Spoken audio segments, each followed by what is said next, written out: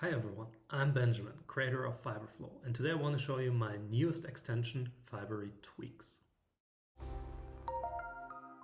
Now, after adding the Fiberflow Chrome Extension, you can go ahead and install Fibery Tweaks, which are small adjustments to the Fibery UI using CSS and JavaScript. This tweak allows table headers to wrap into multiple lines.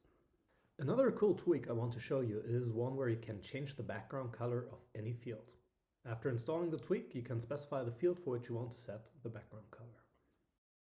In this example, my ticket database has two rich text fields, and sometimes it is difficult to tell them apart. By giving them different background colors, it is much easier to visually differentiate between the two. Okay, let's take this one step further. The final tweak I want to show you allows you to customize the general look and feel of Fibery by choosing a custom font and color scheme. Here I choose the monospace font for a more technical look. Please do not use the Comic Sans font or the Fibery product team will most likely ban this extension. You can change most colors used in Fibery like the sidebar background color. If one is missing, just let me know. I hope you enjoyed this quick introduction video on Fibery Tweaks. If you did, consider leaving a like or following the Fiberflow YouTube channel to get notified about future videos on Fibery extensions. The Chrome extension is under active development and there are many more tweaks I want to include in the future.